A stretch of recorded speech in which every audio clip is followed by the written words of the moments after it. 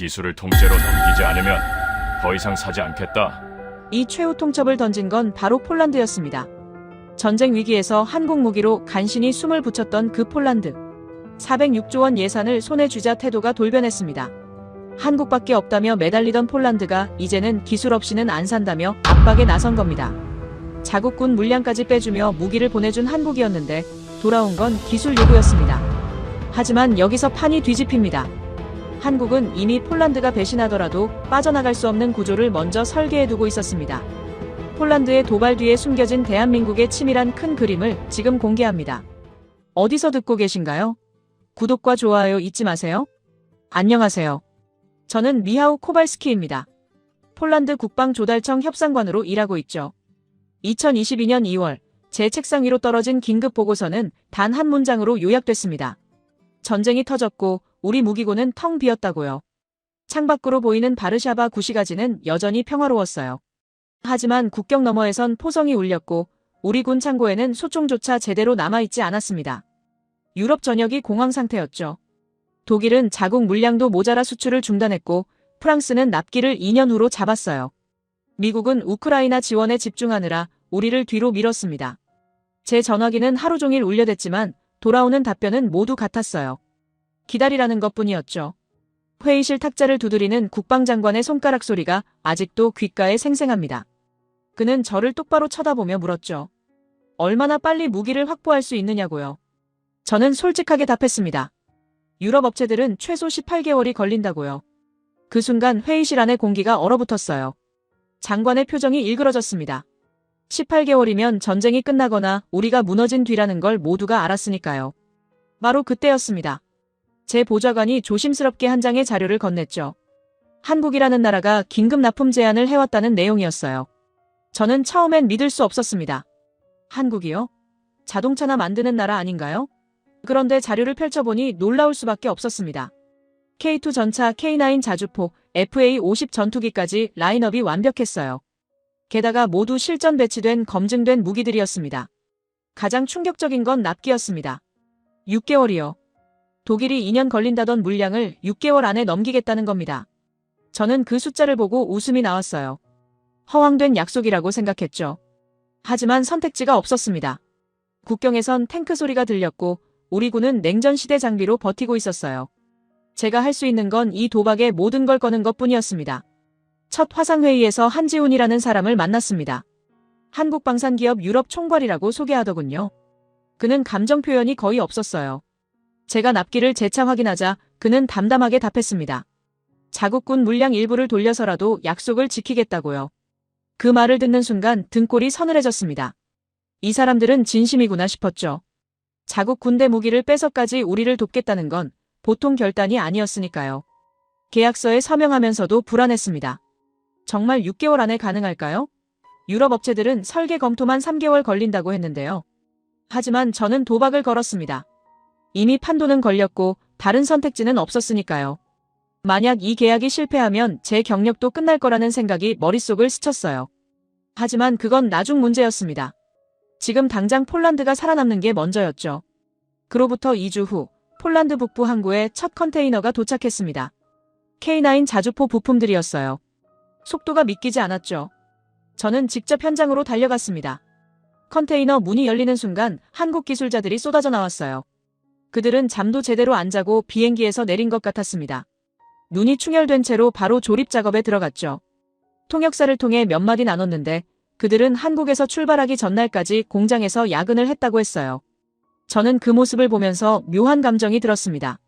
이 사람들에게 폴란드는 그저 고객일 뿐인데 왜 이렇게까지 하는 걸까요? 한지훈이 옆에서 조용히 말했습니다. 자신들도 70년 전 비슷한 경험을 했다고요. 아무도 도와주지 않던 그때를 기억한다고 했죠. 그 말에 저는 아무 대답도 할 수 없었습니다. 한 달이 지나자 첫 번째 K9 자주포가 완성됐습니다. 시험 사격 당일 저는 관측소에서 숨을 죽이고 지켜봤어요. 포구에서 불길이 뿜어져 나오고 포탄이 정확히 목표물을 맞췄습니다. 오차 범위 2m 이내요. 독일제보다 정확도가 높았어요. 그 순간 제 안에서 뭔가가 바뀌었습니다. 이건 단순한 긴급 수혈이 아니구나 싶었죠. 한국은 정말 제대로 된 무기체계를 가지고 있었습니다. 폴란드 포병대장이 제게 다가와 악수를 청했어요. 그의 손이 떨리고 있었습니다. 20년간 포병으로 복무했지만 이런 성능은 처음이라고 했죠. 사거리가 독일제보다 10km 더 길고 발사 속도도 빨랐어요. 저는 그 순간 한국이라는 나라를 완전히 다시 보게 됐습니다. 석 달째 접어들자 K2 전차들이 줄지어 도착했습니다. 폴란드 기갑부대 사령관은 시운전 후 제게 전화를 걸어왔어요. 목소리에 흥분이 가득했죠. 기동성이 레오파르트보다 뛰어나다고 엔진 출력이 상상 이상이라고 말했습니다. 저는 보고서를 받아들고 멍하니 앉아 있었어요. 이 나라가 대체 어떻게 이런 기술을 가진 거죠? 독일과 프랑스가 수십 년 투자해서 만든 기술을 한국은 어떻게 따라잡은 건가요? 5달째 FA-50 전투기가 폴란드 영공에 처음 떴습니다. 조종사들은 적응 훈련을 마치고 극찬을 쏟아냈어요. 조작이 직관적이고 정비가 간단하다고요. 저는 경납고를 돌아보며 한국 정비팀을 관찰했습니다. 그들은 매뉴얼도 안 보고 부품을 교체했어요. 손에 완전히 익은 동작이었죠. 유럽 전투기는 정비에 전문가가 필요한데 이건 일반 정비병도 다룰 수 있는 수준이었습니다. 정확히 6개월째 되는 날 마지막 납품이 완료됐습니다. 한지우는 인도 확인서에 서명하며 처음으로 미소를 지었어요. 저는 그에게 물었습니다. 어떻게 이게 가능했느냐고요. 그는 잠시 침묵하다가 답했습니다. 자신들은 전쟁을 겪어본 나라라고 급할 때가 어떤 건지 안다고 말이죠. 그 말이 가슴에 박혔습니다. 전쟁을 겪어본 나라. 그게 한국을 다르게 만든 건가요? 저는 그날 밤 사무실에 혼자 남아 창밖을 바라봤습니다. 폴란드는 살아남았어요. 한국 덕분에요. 그때만 해도 저는 순수하게 감사했습니다. 그땐 선택권이 없었으니까요. 한국밖에 없었으니까요. 제 책상 위엔 각 부대에서 올라온 감사 편지들이 쌓여 있었어요. 모두 한국 무기의 성능에 감탄하는 내용이었죠. 하지만 그 감사의 감정이 얼마나 오래 갈지 저는 그때 몰랐습니다. 급한 불이 꺼지면 사람의 마음이 어떻게 바뀌는지 아직 몰랐던 거죠. 전쟁의 공포가 사라지고 나면 협상 테이블 위에 무엇이 올라올지 저는 전혀 예상하지 못했습니다. 생존이 보장되면 인간은 다른 걸 원하게 된다는 사실을 그때의 저는 이해하지 못했어요. 그날 이후 한국이라는 이름은 폴란드 국방부 안에서 구세주처럼 불렸어요. 하지만 6개월 뒤 그 이름 앞에 붙는 수식어가 완전히 바뀔 줄은 그 누구도 몰랐습니다. 감사는 생각보다 빨리 식는 법이니까요. 그로부터 6개월이 흘렀습니다. 폴란드의 겨울은 여전히 추웠지만 국경은 안정을 되찾았어요. 한국산 무기들이 배치된 전선은 그 어느 때보다 든든했죠. 저는 매일 아침 출근하면서 군 보고서를 확인했습니다. K9 자주포 가동률 98%, K2 전차 정비 소요시간 유럽제 대비 절반 수준이요. 숫자는 거짓말을 하지 않았어요. 하지만 제 사무실 분위기는 달라지고 있었습니다. 안나 비스니 에프스카 전략실장이 제 책상 앞에 앉아 서류 뭉치를 펼쳐놓았어요. 그녀는 EU기금 구조 전문가였죠. 독일 견제에 누구보다 적극적인 사람이기도 했습니다. 안나가 말했어요. 이제 다음 단계를 준비해야 한다고요. 저는 그녀의 눈빛을 읽을 수 있었습니다. 생존 단계는 끝났다는 거였죠. 이제는 성장을 생각할 때라는 의미였어요. 안나는 손가락으로 숫자를 가리켰습니다. 406조 원이요. 폴란드 정부가 향후 10년간 책정한 국방 예산 규모였죠. 유럽에서 세 번째로 큰 규모였습니다. 그 숫자를 보는 순간 저는 묘한 기분이 들었어요. 전쟁 직후엔 살아남기 위해 돈을 쓸 수밖에 없었습니다. 하지만 지금은 달랐죠. 이 돈을 어떻게 쓰느냐에 따라 폴란드의 미래가 결정될 거였어요. 안나가 조용히 말했습니다. 이 예산이 전부 해외로 나가면 국내 산업은 죽는다고요. 저는 창밖을 바라봤습니다. 바르샤바 시내 곳곳에 폴란드 방산업체들의 간판이 보였어요. 하지만 그들은 전차도 자주포도 전투기도 만들 수 없었습니다. 기술이 없었으니까요. 냉전시대 소련 기술에 의존하다가 독립 후엔 독일과 프랑스 부품을 조립하는 수준이었죠. 안나의 말이 틀린 건 아니었어요. 회의실로 자리를 옮겼습니다. 국방부 주요 인사들이 모였죠.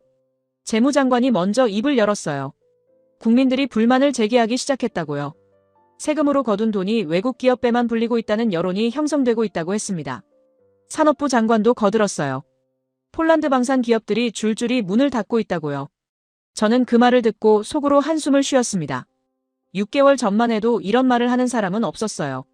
그땐 무기만 있으면 됐으니까요. 하지만 위기가 지나가자 사람들은 다른 걸 원하기 시작했죠. 단순히 무기를 사는 게 아니라 우리가 만들어야 한다는 목소리가 커졌습니다. 안나가 프레젠테이션을 시작했어요. 화면에 떠오른 건 유럽 방산 지도였습니다. 독일, 프랑스, 영국이 색칠되어 있었죠. 안나가 설명했어요. 이 나라들은 모두 자체 방산 기술을 보유하고 있다고요. 그들은 무기를 수출할 뿐만 아니라 기술도 함께 팔았습니다. 하지만 폴란드는 항상 사는 쪽이었죠. 다음 슬라이드가 넘어갔습니다.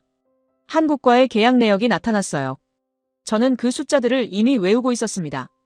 K2 전차 180대, K9 자주포 212문, FA50 전투기 48대요. 총액만 해도 천문학적이었죠. 안나가 날카롭게 물었습니다. 이 돈으로 우리가 얻은 건 뭐냐고요? 저는 대답할 수 없었어요. 우리가 얻은 건 무기였습니다. 훌륭한 무기였죠. 하지만 기술은 아니었어요. 우리는 여전히 한국에 의존해야 했습니다. 부품도 정비도 업그레이드도 전부 한국 손을 거쳐야 했죠. 안나가 말을 이었습니다. 우리는 고객이 아니라 파트너가 되어야 한다고요. 회의가 끝나고 저는 혼자 남았습니다. 책상 위엔 6개월 전 한지훈과 나눈 계약서가 놓여 있었어요. 저는 그걸 천천히 읽어내려갔습니다. 조항 하나하나가 명확했죠. 한국은 완제품을 납품하고 우리는 대금을 지불한다는 내용이었어요. 기술 이전에 관한 내용은 어디에도 없었습니다. 그때 저는 깨달았어요. 우리가 급할 때 한국은 구세주였습니다. 하지만 이제 급하지 않았죠. 오히려 한국이 우리를 필요로 할 거라고 생각했어요. 406조 원이라는 시장 말이죠. 이 정도 규모면 협상력이 생긴다고 판단했습니다. 다음 날 저는 내부 보고서 작성을 시작했어요. 제목은 방산기술 자립 로드맵이었습니다. 핵심은 간단했죠. 앞으로의 계약은 단순 구매가 아니라 기술 이전을 포함해야 한다는 내용이었어요. 폴란드 내 생산시설 구축, 핵심 부품 국산화, 설계도 공유까지요. 안나가 제 보고서를 검토했습니다. 그녀는 만족스러운 표정을 지었어요. 이제 한국에 통보할 차례라고 했죠. 저는 잠시 망설였습니다. 한지훈의 얼굴이 떠올랐어요. 6개월 전 그가 자국군 물량까지 돌려가며 우리를 도왔던 모습 말이죠. 하지만 저는 고개를 저었습니다. 그건 비즈니스였어요. 감정을 섞을 일이 아니었죠. 공식 서한을 작성했습니다. 내용은 명확했어요. 폴란드는 추가 계약을 원하지만 조건이 있다고요. 기술을 통째로 넘기지 않으면 더 이상의 계약은 없다는 내용이었습니다. 저는 서명을 하면서 이게 협상의 시작이라고 생각했어요. 서한을 발송하고 일주일이 지났습니다. 한국 측에서 회신이 왔어요. 화상회의 일정을 잡자는 내용이었죠. 저는 안나와 함께 준비에 들어갔습니다. 우리의 입장은 확고했어요. 폴란드는 더 이상 단순 고객이 아니라는 거였죠. 회의 당일 화면에 한지훈이 나타났습니다. 그는 여전히 무표정했어요. 저는 준비한 발표를 시작했습니다. 폴란드의 국방 예산 규모, 유럽 시장에서의 전략적 위치, 그리고 우리의 요구사항이요. 한국이 기술 이전에 동의하면 폴란드를 유럽 생산 거점으로 삼을 수 있다고 제안했죠. 한지훈은 끝까지 듣고 나서야 입을 열었습니다. 그는 간단히 말했어요. 검토해보겠다고요. 저는 그 반응에 약간 당황했습니다. 반박도 협상도 없이 그냥 검토하겠다니요? 하지만 안나가 제 팔을 살짝 건드렸어요. 회의가 끝난 후 그녀가 말했습니다. 한국도 결국 시장이 필요하다고요. 저는 그 말에 고개를 끄덕였습니다. 맞아요. 한국도 수출이 필요했죠. 406조 원 규모의 시장을 포기할 순 없을 거였어요. 우리에겐 선택지가 있었습니다. 독일도, 프랑스도, 미국도 폴란드와 계약하고 싶어 했으니까요. 그날 저녁 저는 바르샤바 시내를 걸었습니다. 거리엔 평화가 흘렀어요. 6개월 전의 공포는 이미 과거였죠. 사람들은 웃으며 걸었고 카페는 붐볐습니다. 저는 그 모습을 보면서 생각했어요. 이젠 우리가 조건을 정할 때라고요. 하지만 제가 몰랐던 게 있었습니다. 협상 테이블 위에 올라온 건 단순한 계약서가 아니었다는 거요. 한국은 이미 다음 수를 준비하고 있었고 저는 그걸 전혀 눈치채지 못했죠. 감사는 빠르게 식었지만 계산은 이미 끝나 있었습니다. 서한을 보낸 지 2주가 지났습니다. 한국 측에서 정식 협상 일정을 잡아왔어요.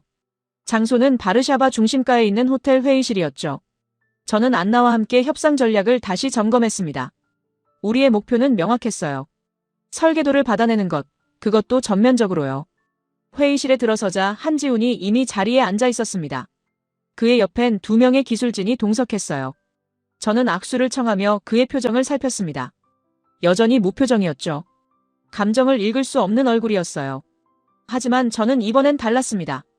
6개월 전처럼 급하지 않았으니까요. 자리에 앉자마자 저는 준비한 자료를 펼쳤습니다. 폴란드의 향후 10년 국방 계획이었어요. 숫자들이 빼곡히 적혀 있었죠. 전차 추가 도입 300대, 자주포 150문, 전투기 80대요. 한지훈이 자료를 훑어봤습니다. 저는 그가 숫자의 의미를 이해했으리라 확신했어요. 이건 단순한 계획이 아니라 시장 규모였으니까요. 제가 먼저 입을 열었습니다. 폴란드는 한국을 신뢰한다고 지난 6개월이 그걸 증명했다고 말했죠. 하지만 이제는 단계를 높일 때라고 덧붙였어요. 단순 구매가 아니라 파트너십으로 발전해야 한다고요. 한지훈은 고개를 끄덕이며 들었습니다. 저는 그 반응에 고무됐어요. 안나가 다음 슬라이드를 넘겼습니다. 폴란드 내 생산시설 구축 계획이 나타났죠. 우리는 이미 부지까지 선정해놨어요. 바르샤바 외곽 산업단지였습니다. 안나가 설명했어요. 여기서 K2 전차와 K9 자주포를 조립할 계획이라고요. 물론 한국의 기술 지원이 필요하다고 강조했죠. 한지훈이 처음으로 질문을 던졌습니다. 조립 수준을 묻더군요. 저는 잠시 멈췄다가 답했습니다. 완전한 생산 능력을 원한다고요. 단순 조립이 아니라 설계부터 제조까지 전 과정을 폴란드에서 진행하고 싶다고 말했어요. 그 순간 한지훈의 눈빛이 미세하게 변했습니다. 하지만 그는 아무 말도 하지 않았죠. 저는 계속 말을 이어갔습니다. 폴란드는 유럽의 중심이라고, 여기서 생산하면 전 유럽 시장에 접근할 수 있다고 설명했어요. 한국에게도 이익이라고 강조했죠. 하지만 속으로는 다른 생각을 하고 있었습니다. 우리가 기술을 확보하면 한국 없이도 생산할 수 있다는 거였어요. 한지훈이 천천히 입을 열었습니다. 기술 이전은 신중한 문제라고 했어요.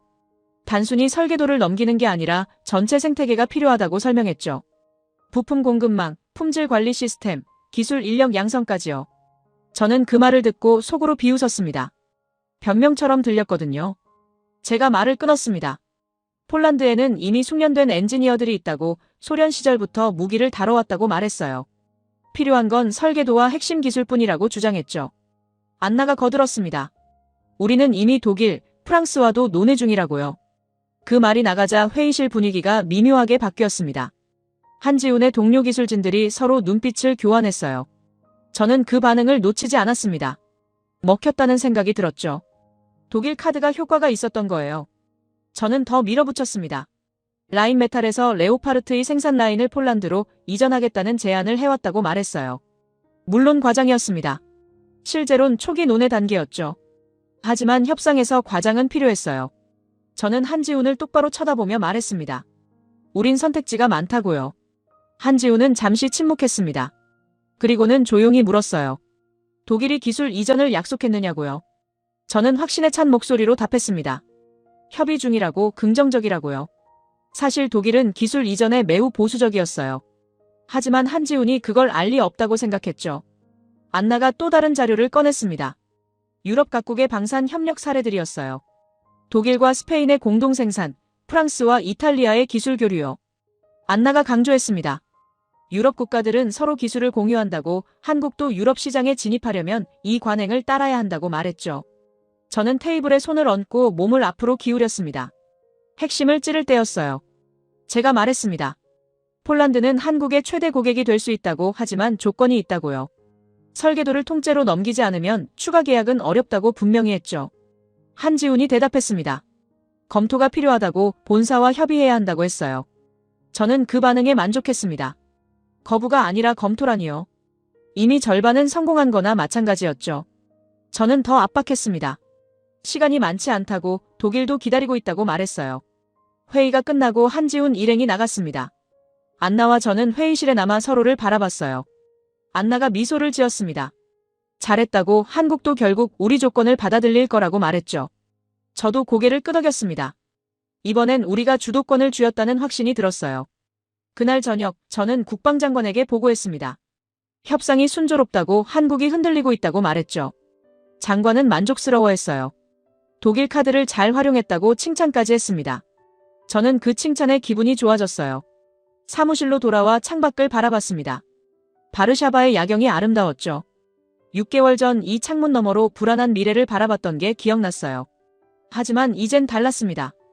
우리에게 협상력이 생겼죠. 한국은 우리 시장이 필요했고, 우리는 그걸 이용할 수 있었어요. 책상 위에 놓인 서류들을 정리하면서 생각했습니다. 이젠 우리가 조건을 정하는 시대라고요. 감사는 이미 충분히 표현했어요. 6개월 전 계약금으로요. 이제부터는 비즈니스였습니다. 냉정한 계산이 필요한 시간이었죠. 안나에게서 메시지가 왔습니다. 독일 측에서 추가 미팅을 제안했다는 내용이었어요. 저는 답장을 보냈습니다. 일정을 잡으라고요. 한국에게 보여줄 카드가 하나 더 생긴 셈이었죠. 그날 밤 집으로 돌아가는 차 안에서 저는 뿌듯함을 느꼈습니다.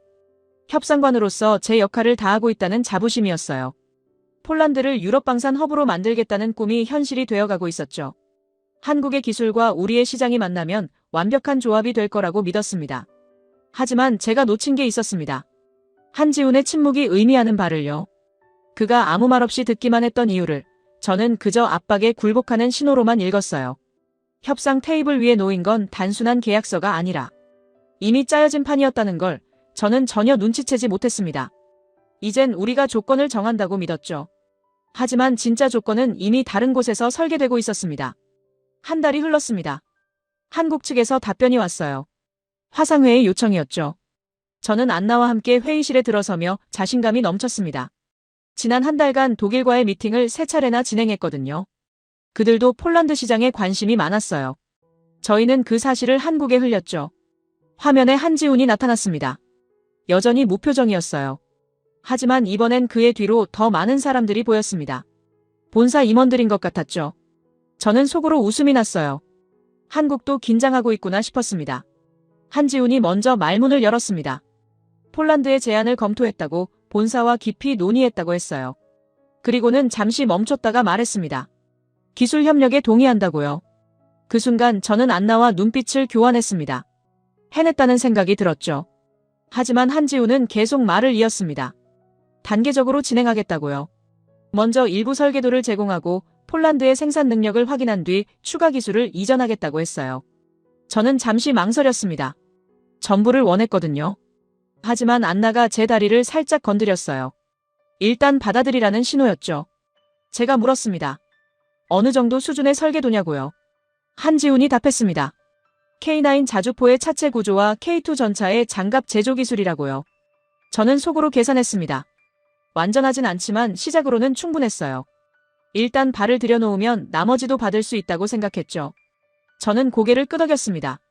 단계적 접근을 수용한다고 하지만 명확한 로드맵이 필요하다고 말했어요. 한지훈은 준비된 문서를 화면에 띄웠습니다. 3년 계획이었죠. 1차년도에는 기본 설계도, 2차년도에는 생산 공정, 3차년도에는 핵심 부품 기술이라고 적혀 있었어요. 안나가 질문했습니다. 엔진 기술도 포함되느냐고요. 한지훈이 답했습니다. 검토 대상이라고요. 폴란드의 생산 역량과 품질 관리 수준을 확인한 후 결정하겠다고 했죠. 저는 그 말에 약간의 불편함을 느꼈습니다. 마치 우리를 시험하는 것 같았거든요. 하지만 전체적으로는 만족스러웠습니다. 독일은 기술 이전 자체를 거부했는데 한국은 적어도 문을 열었으니까요. 저는 계약 조건을 협의하기 시작했습니다. 설계도 제공 시기, 기술 지원 범위, 교육 프로그램 같은 것들이요. 회의가 끝나고 저는 곧바로 국방장관에게 보고했습니다. 한국이 기술 이전에 동의했다고 단계적이지만 확실한 진전이라고 말했어요. 장관은 매우 기뻐했습니다. 잘했다고 이제 폴란드도 방산 강국 대열에 합류할 수 있다고 했죠. 그날 오후 긴급 내부 회의가 소집됐습니다. 국방부 주요 인사들이 모였어요. 저는 한국과의 협상 결과를 발표했습니다. 회의실 분위기가 들뜨기 시작했죠. 재무장관이 말했습니다. 이제 국방 예산이 국내로 환류될 수 있다고요. 산업부 장관도 흥분했습니다. 폴란드 방산업체들에게 희소식이라고 일자리가 창출될 거라고 말했어요. 저는 그들의 반응을 보며 뿌듯함을 느꼈습니다. 제가 이 모든 걸 이뤄냈다는 생각이 들었죠. 안나가 프레젠테이션을 시작했습니다. 폴란드 방산 산업의 미래 청사진이었어요. 바르샤바 외곽에 생산시설이 들어서고 수천 명의 엔지니어가 고용되고 폴란드제 무기가 유럽 전역에 수출되는 그림이었죠. 회의실 사람들은 박수를 쳤습니다. 저는 한 걸음 더 나아갔습니다. 유럽 허브 전략을 설명했어요. 폴란드에서 생산한 무기를 동유럽 국가들에 판매하겠다는 계획이었죠. 루마니아, 불가리아, 체코까지요. 한국 기술에 폴란드 생산 능력을 더하면 가격 경쟁력이 생긴다고 강조했습니다. 회의가 끝날 무렵 국방장관이 말했습니다. 이제 독일을 견제할 수 있다고요. 그동안 독일은 동유럽 방산 시장을 장악하고 있었어요. 하지만 폴란드가 자체 생산 능력을 갖추면 판도가 바뀐다는 거였죠. 저는 고개를 끄덕였습니다. 정확한 분석이었어요. 그날 저녁 안나와 저는 바르샤바 시내 레스토랑에서 만났습니다. 비공식 자축 자리였죠. 안나가 와인잔을 들었습니다. 우리의 승리를 위하여라고 말했어요. 저도 잔을 부딪혔습니다. 정말 승리처럼 느껴졌거든요. 안나가 말했습니다. 한국도 결국 시장이 필요했다고요. 406조 원 규모를 포기할 순 없었을 거라고요. 저는 동의했습니다. 우리가 압박을 잘했다고, 독일 카드가 효과적이었다고 말했죠. 안나가 웃으며 답했습니다. 이제 시작일 뿐이라고요. 저는 와인을 홀짝이며 생각에 잠겼습니다. 3년 후면 폴란드가 완전히 달라져 있을 거였어요. 한국 기술로 무장하고 자체 생산 능력까지 갖춘 나라요. 유럽에서 우리를 무시할 수 없을 거라고 확신했죠. 안나가 조심스럽게 물었습니다. 한국이 정말 핵심 기술까지 넘길 거라고 생각하느냐고요. 저는 자신있게 답했습니다. 그들도 결국 무릎 꿇는다고요. 시장 논리를 거스를 순 없다고 말했죠. 안나가 고개를 끄덕였지만 그녀의 눈빛엔 미세한 의구심이 남아있었어요. 하지만 저는 신경 쓰지 않았습니다.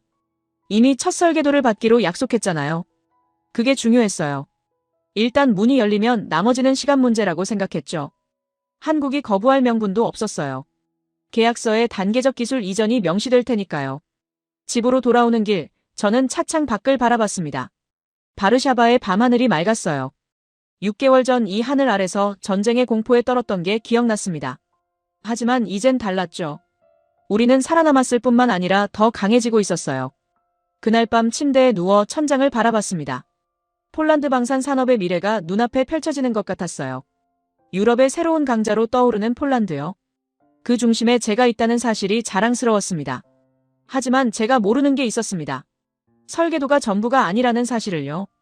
종이 위의 선들이 실제 무기로 만들어지기까지 얼마나 많은 것들이 필요한지 저는 이해하지 못했어요. 한국이 우리에게 준 건 문서였지만 그들이 가져간 건 훨씬 더 많았습니다. 그 밤 저는 승리의 꿈을 꾸며 잠들었습니다. 하지만 악몽은 곧 시작될 예정이었죠. 설계도 속에 숨겨진 진실을 저는 아직 발견하지 못했습니다.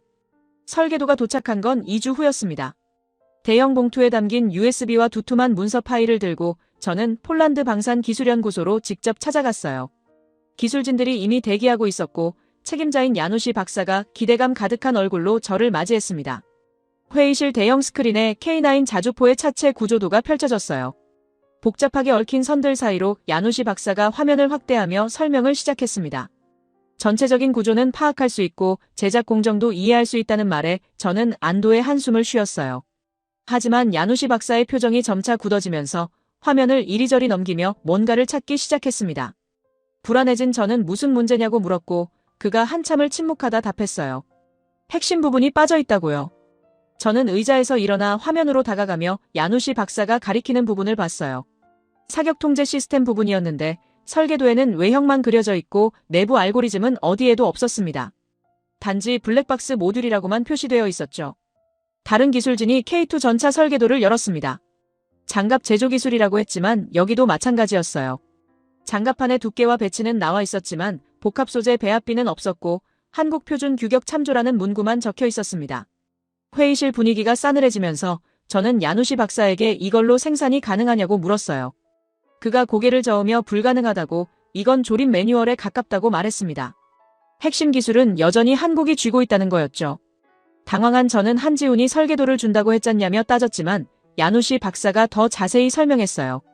설계도는 맞지만 완전하지 않다고, 마치 자동차 설계도를 주면서 엔진 부분만 빼놓은 것과 같다는 거였습니다. 다른 엔지니어가 문서 파일을 뒤적이다 기술 이전 계약서 부속 문서의 한 페이지를 크게 띄웠어요. 저는 그 내용을 읽고 숨이 막혔습니다. 핵심 부품은 한국에서 직접 공급한다고 명시되어 있었거든요. 제가 어떤 부품들이냐고 묻자 엔지니어가 리스트를 읽기 시작했어요. 사격 통제 컴퓨터, 엔진 제어 유닛, 통신 암호화 모듈, 능동 방호 시스템이라는 말을 들으며 깨달았습니다. 이건 부품 리스트가 아니라 무기의 심장과 두뇌였던 거예요. 야누시 박사가 추가로 발견한 수출 조항은 더 충격적이었습니다. 폴란드가 생산한 무기를 제3국에 수출하려면 한국의 사전 승인이 필요하다는 문장을 다시 읽으며 저는 믿을 수가 없었어요. 안나에게 급히 연락하자 그녀가 30분 만에 도착했고 야누시 박사가 처음부터 다시 설명하는 동안 안나의 얼굴이 점점 굳어졌습니다. 그녀가 제게 계약서를 제대로 검토했느냐고 물었지만 저는 아무 말도 할 수 없었어요. 안나가 직접 문서를 뒤지기 시작했고 이후 기금 구조 전문가답게 계약서 해석에 능숙한 그녀가 1시간 후 발견한 내용은 더 충격적이었습니다. 로열티 조항이었죠. 화면에 띄워진 조항을 읽으며 저는 경악했어요. 폴란드가 생산하는 모든 무기에 대해 한국에 로열티를 지불한다는 내용이었고 단가의 15%였습니다. 안나가 계산기를 두드리며 말했어요. 연간 100대를 생산하면 한국에 지불할 금액이 수천억 원에 달한다고요. 저는 의자에 주저앉으며 깨달았습니다. 이건 기술 이전이 아니라 라이선스 생산이었어요. 우리는 공장을 짓고 사람을 고용하지만 핵심 기술과 수익은 한국이 가져가는 구조였습니다. 야누시 박사가 조용히 말했어요. 이건 기술 이전이 아니라 통행료 구조라고요. 다른 기술진이 또 다른 문제를 발견했는데 정비 조항이었어요. 주요 부품 교체는 한국 인증 기술자만 가능하다고 적혀 있었고 심지어 소프트웨어 업데이트도 한국 서버를 통해서만 가능했습니다. 우리는 무기를 만들지만 고칠 수는 없는 거였어요. 제가 우리가 독자적으로 개량할 수 있느냐고 묻자 야누시 박사가 고개를 저으며 계약서에 명시되어 있다고 답했습니다. 모든 개량은 한국과 공동으로 진행해야 하고 지적재산권도 공동 소유지만 실질적 결정권은 한국에 있었죠. 안나가 벽에 기대서서 한숨을 쉬며 말했어요. 우리가 생산하면 할수록 한국에 더 많은 돈이 흐르고 유럽 전체가 우리를 통해 한국 무기를 쓰게 되면 정비체계 전체가 한국 표준으로 고착된다고요. 저는 책상을 두드리며 분노가 치밀어 올랐습니다. 한지훈이 우리를 속인 거라고 생각했지만 야누시 박사가 조용히 말했어요. 속임수는 아니라고 모든 내용이 계약서에 명시되어 있고 다만 우리가 제대로 읽지 않았을 뿐이라고요. 그 말이 더 뼈아팠습니다. 저는 수백 페이지에 달하는 계약서를 다시 펼쳤어요. 영어와 법률 용어로 빽빽하게 적혀있는 문서를 보며 깨달았죠. 저는 핵심만 봤었어요. 기술 이전 동의, 단계적 제공, 3년 계획만요. 하지만 세부 조항은 제대로 검토하지 않았습니다. 안나가 차분하게 지금이라도 재협상을 요구해야 한다고 이 조건으로는 폴란드가 얻는 게 거의 없다고 말했어요. 저는 고개를 끄덕였지만 속으로는 불안했습니다. 한국이 재협상에 응할까요? 야누시 박사가 추가 분석 결과를 보고하며 블랙박스 모듈의 개수를 세어봤다고 했어요. K9 자주포에만 37개, K2 전차에는 52개가 있었고 각각의 모듈은 한국에서 완제품으로 공급되며 우리는 그걸 조립만 하는 거였습니다. 제가 그럼 우리가 실제로 생산하는 부분은 뭐냐고 묻자 야누시 박사가 차체 외형, 기본 장갑판, 기계적 연결 부위라고 답했어요. 쉽게 말하면 껍데기였고 두뇌와 심장은 여전히 한국 거였습니다. 회의실에 침묵이 흐르며 모두가 충격에 빠져 있었죠. 저는 창밖을 바라봤어요. 이틀 전만 해도 승리를 자축했는데 지금은 패배감이 밀려왔습니다. 우리가 압박했다고 생각했지만 실제로는 한국이 모든 걸 계산하고 있었던 거예요. 안나가 제 어깨를 두드리며 아직 끝난 게 아니라고 독일 카드가 남아있다고 말했지만 그녀의 목소리엔 확신이 없었습니다. 저도 알고 있었어요. 독일은 기술 이전 자체를 거부한다는 걸요. 그날 밤 저는 사무실에 혼자 남아 책상 위에 펼쳐진 수백 페이지의 계약서를 한 장 한 장 다시 읽기 시작했습니다. 읽으면 읽을수록 한국의 치밀함이 보였어요. 이건 단순한 계약서가 아니라 정교하게 설계된 구조였습니다. 우리가 생산하면 한국은 로열티를 받고 우리가 수출하면 한국은 승인권을 쥐고 우리가 정비하면 한국 부품을 사야 했어요. 심지어 우리가 개량해도 지적재산권은 공동이었죠. 이건 협상이 아니라 설계였습니다. 그날 밤은 잠을 이룰 수 없었습니다. 책상에 앉아 계약서를 펼쳐놓고 한 줄 한 줄 다시 읽어내려가는데 읽을수록 한국의 설계가 정교하다는 게 느껴졌어요. 새벽 3시가 넘어서야 저는 노트북을 열고 엑셀 시트를 만들기 시작했습니다. 숫자로 보면 더 명확할 거라고 생각했죠. 첫 번째 시나리오를 입력했어요. 폴란드가 K9 자주포를 연간 50문 생산한다고 가정했을 때 한국에 지불해야 하는 로열티는 대당 15%였고 여기에 핵심 부품 구매 비용을 더하면 실제로는 제조 원가의 40%가 한국으로 흘러갔습니다. 저는 화면을 멍하니 바라봤어요. 두 번째 시나리오는 더 충격적이었습니다. 만약 폴란드가 생산한 무기를 루마니아에 수출한다면 어떻게 될까요? 수출 승인권이 한국에 있으니 한국의 허락이 필요했고 계약서 47조 3항에는 제3국 수출 시 추가 로열티 5%가 명시되어 있었어요. 우리가 열심히 영업해서 수출하면 한국은 앉아서 돈을 받는 구조였습니다. 세 번째 시나리오를 계산하다가 저는 키보드에서 손을 뗐어요. 정비 부품 교체 주기를 계산해봤는데 블랙박스 모듈들의 평균 수명이 5년이었고 교체 비용은 신규 구매가의 60% 수준이었습니다. 결국 우리가 무기를 만들면 만들수록 한국과의 거래는 늘어날 수밖에 없었죠. 창밖이 밝아오고 있었습니다. 저는 커피를 한 잔 더 마시며 생각에 잠겼어요. 우리가 압박했다고 생각했던 그 협상 테이블에서 실제로는 한지훈이 모든 걸 계산하고 있었던 건가요? 독일 카드를 꺼냈을 때 그의 무표정한 얼굴이 떠올랐습니다. 그는 전혀 흔들리지 않았어요. 아침 7시에 안나에게서 전화가 왔어요. 그녀도 밤새 계약서를 검토했다고 했습니다. 목소리가 지쳐 있었죠. 안나가 말했어요. 재협상을 요구해야 한다고 하지만 우리 입장이 약하다는 걸 인정해야 한다고요. 저는 아무 대답도 할 수 없었습니다. 오전 회의가 소집됐어요. 국방부 주요 인사들이 모였고 저는 어젯밤 분석한 내용을 발표했습니다. 화면에 띄워진 숫자들을 보면서 회의실 분위기가 무겁게 가라앉았죠. 재무장관이 먼저 입을 열었어요. 이건 사실상 종속 계약이라고 폴란드가 하청업체로 전락하는 구조라고 말했습니다. 산업부 장관은 더 직설적이었어요.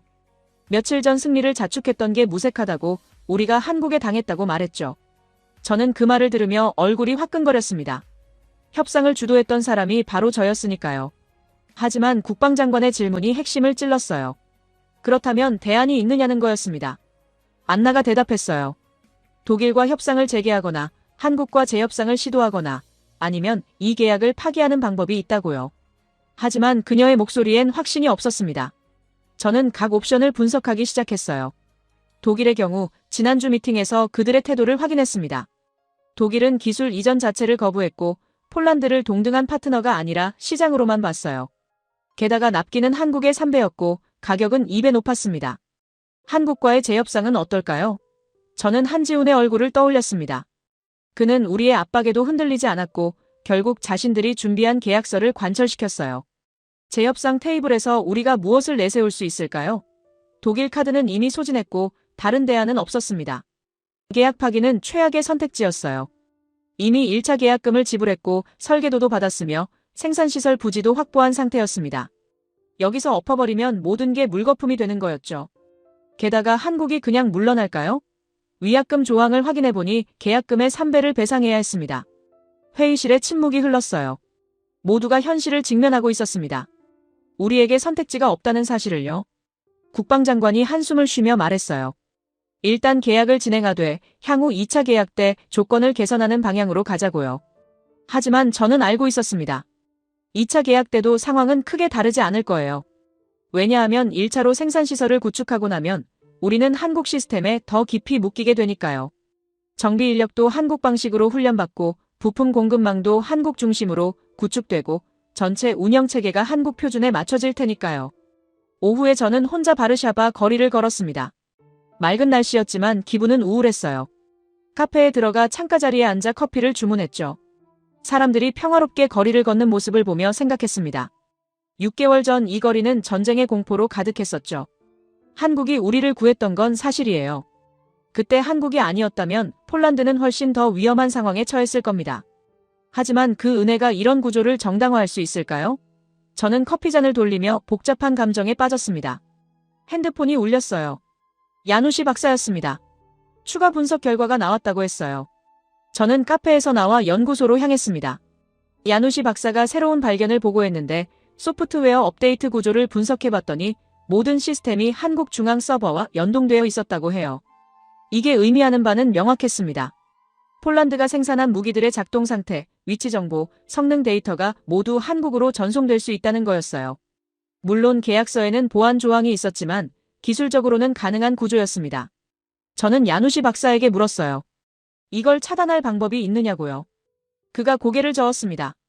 차단하면 시스템 전체가 작동하지 않는다고 업데이트도 받을 수 없다고 했어요. 우리는 기술적으로 완전히 한국에 의존하는 구조였습니다. 저녁 무렵 안나와 다시 만났어요. 그녀가 물었습니다. 우리가 압박했다고 생각했는데 실제로는 우리가 압박당한 거냐고요. 저는 씁쓸하게 웃었습니다. 그런 것 같다고 한국은 우리보다 몇 수 앞을 보고 있었다고 답했어요. 안나가 말했어요. 그래도 우리는 무기 생산 능력을 갖추게 된다고 일자리도 만들어지고 기술도 배운다고요. 하지만 그녀의 목소리에도 확신이 없었습니다. 우리 둘 다 알고 있었어요. 이건 진짜 기술 이전이 아니라는 걸요. 밤에 집으로 돌아와 서재에 앉았습니다. 책장에 꽂힌 국제협상 이론 책들이 보였어요. 제가 대학에서 배웠던 것들, 실무에서 적용했던 전략들이요. 하지만 한지훈은 다른 차원에서 움직이고 있었습니다. 그는 협상이 아니라 구조를 설계했어요. 저는 노트를 펼치고 지난 3개월을 되돌아봤습니다. 우리가 독일 카드를 꺼냈을 때 한지우는 전혀 당황하지 않았어요. 우리가 기술 이전을 요구했을 때 그는 쉽게 동의했죠. 우리가 승리를 자축할 때 그는 조용히 미소만 지었습니다. 이제야 보이는 그림이 있었어요. 한국은 처음부터 이 구조를 의도했던 겁니다. 폴란드의 생산시설을 만들되 핵심은 자신들이 쥐는 거요. 우리는 유럽 시장의 창구가 되지만 실제 수익과 통제권은 한국이 가져가는 구조였죠. 저는 펜을 내려놓고 창밖을 바라봤습니다. 바르샤바의 밤하늘에 별이 총총했어요. 우리가 압박했다고 생각했던 그 협상에서 실제로는 우리가 한국이 깔아놓은 판 위에서 춤을 춘 거였습니다. 이건 협상이 아니라 설계였어요. 다음 날 아침, 저는 국방장관 집무실로 호출됐습니다. 책상 너머로 장관이 날카로운 눈빛으로 저를 바라보고 있었어요. 그가 단도직입적으로 물었습니다. 독일은 정말 안 되는 거냐고요. 저는 잠시 망설이다가 답했어요. 한 번 더 확인해 보겠다고요. 사실 저도 마지막 희망을 버리고 싶지 않았습니다. 한국 계약의 함정을 발견한 이상 다른 선택지를 진지하게 검토해야 했어요. 안나에게 연락해서 독일 라인메탈과의 긴급 미팅을 요청했죠. 놀랍게도 그들은 이틀 후 일정을 잡아줬습니다. 베를린행 비행기에 오르며 저는 복잡한 심경이었어요. 한 달 전만 해도 독일은 그저 한국을 압박하기 위한 카드였습니다. 하지만 지금은 달랐죠. 진짜 대안이 필요했으니까요. 안나가 옆자리에서 서류를 검토하며 말했어요. 이번엔 제대로 따져야 한다고요. 라인메탈 본사는 웅장했습니다. 100년이 넘는 역사가 건물 곳곳에서 느껴졌어요. 회의실로 안내됐고 곧이어 독일 측 대표단이 들어왔습니다. 책임자인 슈미트 박사가 악수를 청하며 환영한다고 말했지만 그의 눈빛은 차갑게 느껴졌어요. 저는 준비한 프레젠테이션을 시작했습니다. 폴란드의 국방 현대화 계획, 406조 원 규모의 예산, 그리고 유럽 방산 허브로의 비전이요. 슈미트 박사는 끝까지 듣더니 고개를 끄덕였어요. 흥미롭다고 독일도 폴란드와 협력할 의사가 있다고 말했습니다. 하지만 제가 기술 이전 이야기를 꺼내자 분위기가 바뀌었어요. 슈미트 박사가 잠시 동료들과 독일어로 이야기를 나누더니 조심스럽게 말했습니다. 기술 공유는 매우 민감한 사안이라고 독일 정부의 승인이 필요하다고요. 저는 속으로 한숨을 쉬었습니다. 안나가 질문했어요. 어느 정도 수준의 기술 협력이 가능하냐고요. 슈미트 박사가 답했습니다. 폴란드 내에서 최종 조립은 가능하다고 하지만 핵심 부품과 시스템은 독일에서 생산해야 한다고 했어요. 저는 그 말을 듣고 기시감을 느꼈습니다. 한국 계약과 뭐가 다르죠? 제가 더 구체적으로 물었어요.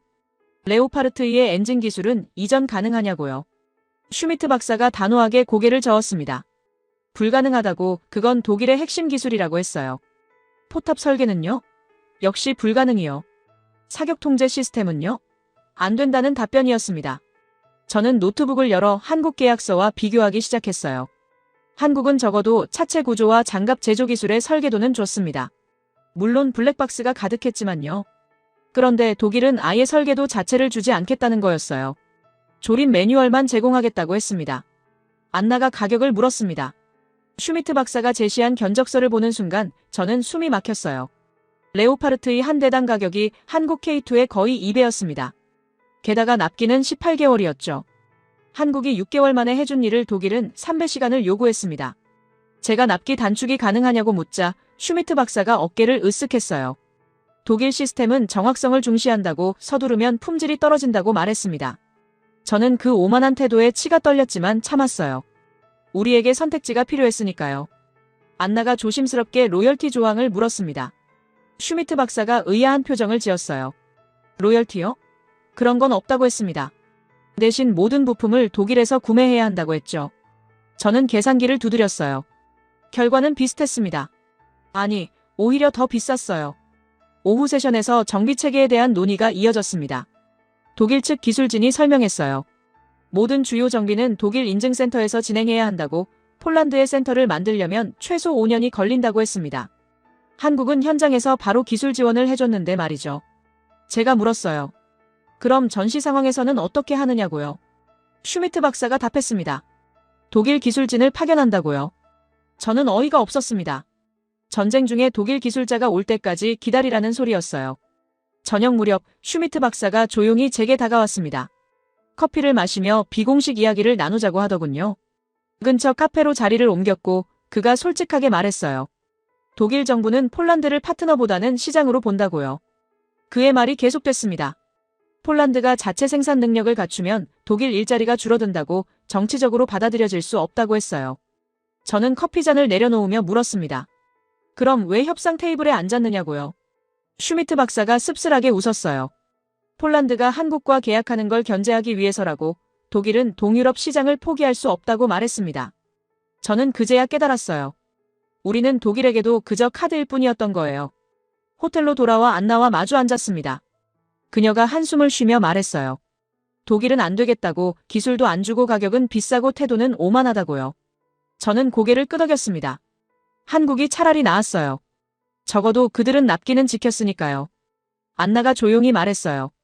독일은 기술을 잠갔다고, 한국은 조건을 설계했다고요. 그 말이 가슴에 박혔습니다. 독일은 아예 문을 닫아버렸지만 한국은 문을 열되 그 안에 자물쇠를 걸어놨던 거예요. 다음 날 아침, 저는 슈미트 박사에게 마지막으로 물었습니다. 혹시 조건을 조정할 여지가 있느냐고요. 그가 고개를 저었어요. 이게 독일이 제시할 수 있는 최선이라고, 받아들이든지 말든지 폴란드 선택이라고 했습니다. 귀국 비행기에서 저는 창밖을 바라봤어요. 구름 위로 햇살이 비치고 있었지만 제 마음은 어두웠습니다. 독일 카드는 완전히 소진됐어요. 아니, 애초에 카드가 아니었습니다. 환상이었죠. 안나가 옆에서 보고서를 작성하고 있었어요. 저는 그녀의 노트북 화면을 힐끗 봤습니다. 독일 옵션 불가 사유라는 제목 아래 항목들이 나열되어 있었죠. 기술 이전 거부, 높은 가격, 긴 납기, 정치적 간섭, 오만한 태도요. 바르샤바에 도착해서 국방장관에게 보고했습니다. 독일은 실질적인 대안이 아니라고, 한국 계약을 진행하는 게 현실적이라고 말했어요. 장관이 물었습니다. 한국 기술이 정말 필요하냐고요. 저는 잠시 망설이다가 답했어요. 필요하다고요. 그날 저녁 사무실에 혼자 앉아 생각했습니다. 독일을 직접 확인한 이상 이제 자기 합리화를 할 수밖에 없었어요. 한국 계약이 완벽하진 않지만 그래도 최선의 선택이라고요. 로열티를 내더라도 무기는 생산할 수 있고 일자리도 만들어지고 기술도 조금씩 배울 수 있다고요. 하지만 속으로는 알고 있었습니다. 이건 합리화일 뿐이라는 걸요. 우리는 한국이 설계한 구조에 들어가는 거였어요. 다만 독일보다는 그 구조가 덜 억압적이었을 뿐이죠. 안나에게서 메시지가 왔습니다. 한국 측에서 연락이 왔다고 계약 진행 일정을 확정하자고 했대요. 저는 답장을 보냈습니다. 일정을 잡으라고요. 다른 선택지는 없었으니까요. 창밖으로 바르샤바 야경이 보였어요. 한 달 전 이 창문 너머로 승리를 자축했었죠. 지금은 체념하고 있었습니다. 한국 기술이 필요했어요. 하지만 우리가 원하는 방식으로 얻을 순 없었습니다. 그들의 조건을 받아들일 수밖에 없었죠. 독일 카드는 이제 완전히 사라졌습니다. 남은 건 한국뿐이었어요. 저는 책상 서랍에서 한국 계약서를 꺼냈습니다. 이제 이걸 받아들여야 했어요. 아니, 받아들일 수밖에 없었죠. 한국 측과의 최종 계약 회의가 잡혔습니다. 이번엔 서울이었어요. 한지훈이 본사에서 직접 만나자고 제안했고 저는 안나와 함께 인천공항에 내렸습니다. 서울의 스카이라인이 눈에 들어왔어요. 생각보다 거대한 도시였죠. 한국방산기업 본사는 강남 한복판에 있었습니다. 유리로 된 고층 빌딩이었고 로비에는 각종 무기 모형들이 전시되어 있었어요. K2 전차, K9 자주포, FA-50 전투기까지요. 저는 그 모형들을 보며 복잡한 감정이 들었습니다. 이제 이것들이 폴란드에서도 만들어지겠죠. 회의실로 안내됐는데 한지훈이 이미 자리에 앉아 있었어요. 그의 옆엔 법무팀과 기술진이 함께했습니다. 한지훈이 악수를 청하며 환영한다고 말했어요. 저는 그의 손을 잡으며 생각했습니다. 이 사람은 처음부터 모든 걸 알고 있었구나 하고요. 계약서가 테이블 위에 놓였습니다. 수백 페이지에 달하는 문서였고 이번엔 제가 한 줄 한 줄 꼼꼼히 읽었어요. 한 달 전과 달리 이제는 어디에 함정이 있는지 알았으니까요. 로열티 조항, 수출 승인권, 블랙박스 모듈, 정비체계, 소프트웨어 통제권까지요. 한지훈이 조용히 말했습니다. 폴란드의 우려를 이해한다고 몇 가지 조항을 개선했다고 했어요. 저는 기대하며 수정사항을 확인했습니다. 로열티가 15%에서 12%로 낮아졌더군요. 3% 차이였지만 장기적으로는 수천억 원이었어요. 안나가 다른 조항들을 물었습니다. 수출 승인권은요? 한지훈이 답했어요. 유럽연합 내 수출은 간소화된 절차를 적용하겠다고요. 완전한 자유는 아니지만 그래도 개선이었습니다. 블랙박스 모듈은요? 일부 모듈에 대한 기술 문서를 추가 제공하겠다고 했어요. 저는 계약서를 계속 읽어내려갔습니다. 그러다 새로운 조항을 발견했어요. 메이드 인 폴란드 표기 허용이라는 항목이었죠. 폴란드에서 생산된 무기에는 폴란드산이라고 표시할 수 있다는 내용이었습니다. 저는 그 조항을 보며 씁쓸하게 웃었어요. 겉으로는 폴란드산이지만 속을 들여다보면 한국산이었으니까요. 심장과 두뇌는 한국에서 오고 우리는 껍데기를 조립해서 폴란드 국기를 붙이는 거였습니다. 하지만 이게 우리가 얻을 수 있는 최선이었어요. 오후 세션에서 생산시설 구축 일정을 논의했습니다. 한국 측 기술진이 상세한 로드맵을 제시했어요. 6개월 내 공장 착공, 1년 후 시범 생산, 2년 후 본격 양산이라는 계획이었죠. 한지훈이 말했습니다. 한국 기술자들이 현장에 상주하며 지원하겠다고요. 한국 기술자들이 폴란드에 온다는 건 그들이 계속 통제권을 준다는 의미였어요. 우리 엔지니어들은 그들에게 배우겠지만 핵심은 여전히 블랙박스 안에 잠겨 있을 거였습니다. 안나가 조심스럽게 물었어요. 10년 후에는 어떻게 되냐고, 폴란드가 완전한 독립 생산이 가능하냐고요. 한지훈이 잠시 침묵하다가 답했습니다. 기술은 계속 진화한다고, 한국도 계속 업그레이드를 제공할 거라고 했어요. 그 말이 의미하는 바는 명확했죠. 영원히 한국에 의존하라는 거였습니다. 저녁 무렵 한지훈이 저를 따로 불렀습니다. 옥상 정원으로 올라갔고 서울 시내가 한눈에 내려다 보였어요. 한지훈이 담담하게 말했습니다. 니하우 씨는 이 계약을 어떻게 생각하냐고요. 저는 솔직하게 답했어요. 처음 생각했던 것과 다르다고, 기술 이전을 기대했지만 실제로는 라이선스 생산이라고요. 한지훈이 고개를 끄덕이며 말했습니다. 그게 현실이라고, 진짜 기술 이전은 세상에 없다고요. 그가 말을 이었어요. 독일도, 프랑스도, 미국도 핵심 기술은 절대 넘기지 않는다고요. 다만 방식이 다를 뿐이라고 했습니다. 독일은 아예 문을 닫고, 미국은 정치적 조건을 달고, 한국은 구조를 설계한다고요. 저는 그 말을 듣고 아무 대답도 할 수 없었습니다. 한지훈이 서울 야경을 바라보며 조용히 말했어요. 한국도 30년 전엔 폴란드와 같은 위치였다고요. 미국 기술에 의존하고 라이선스 생산만 하고 핵심은 늘 블랙박스였다고 했습니다. 하지만 그 과정을 거치며 배웠다고, 이제는 자체 기술을 갖췄다고요. 저는 그에게 물었습니다. 그럼 폴란드도 30년 후엔 독립할 수 있냐고요. 한지훈이 씁쓸하게 웃었어요. 가능하다고, 하지만 그때가 되면 또 다른 기술 격차가 생겨 있을 거라고 말했습니다. 기술은 멈춰 있지 않으니까요. 다음 날 아침 계약서에 서명했습니다. 펜을 들고 제 이름을 쓰는 순간 묘한 감정이 들었어요. 패배도 승리도 아닌 그저 현실을 받아들이는 느낌이었죠. 안나도 옆에서 서명했고 한지훈이 마지막으로 사인했습니다. 사진 촬영이 이어졌어요. 한국 언론들이 몰려와 플래시를 터뜨렸습니다. 기자들이 물었어요. 이번 계약의 의미가 무엇이냐고요. 저는 준비된 멘트를 읽었습니다. 폴란드와 한국의 전략적 파트너십이라고, 양국 모두에게 이익이라고요. 하지만 속으로는 다른 생각을 했어요. 이건 파트너십이 아니라 종속이라고요. 물론 독일보다는 나은 종속이었지만요. 폴란드는 메이드 인 폴란드 딱지를 얻었지만 핵심 엔진은 한국이고, 사격 통제 알고리즘은 한국이고, 수출 승인권은 한국이고, 정비 체계는 한국 표준이었습니다. 귀국 비행기에서 안나가 말했어요. 그래도 일자리는 만들어진다고, 우리 엔지니어들이 배울 기회는 생긴다고요. 저는 고개를 끄덕였습니다. 맞아요. 아무것도 안 하는 것보단 나았죠. 하지만 이게 우리가 원했던 미래는 아니었어요. 창밖으로 구름이 흘러갔습니다. 저는 지난 6개월을 되돌아봤어요.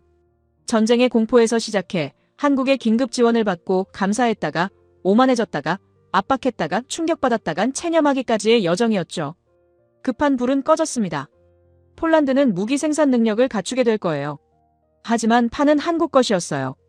우리는 자유를 얻었다고 생각했지만 이 구조에서 심장은 여전히 한국의 것이었습니다. 바르샤바에 도착해서 국방장관에게 최종 보고를 했어요. 계약이 체결됐다고, 조건이 일부 개선됐다고 말했습니다. 장관이 물었어요. 이게 최선이냐고요. 저는 잠시 망설이다가 답했습니다. 현실적으로는 최선이라고요. 사무실로 돌아와 창밖을 바라봤습니다. 바르샤바의 하늘이 맑았어요. 6개월 전 이 창문 너머로 전쟁을 걱정했고, 한 달 전엔 승리를 자축했고, 지금은 현실을 받아들이고 있었습니다. 책상 서랍에 계약서 사본을 넣으며 생각했어요. 우리는 협상했다고 믿었지만 실제로는 한국이 깔아놓은 구조 위를 걸었던 거라고요.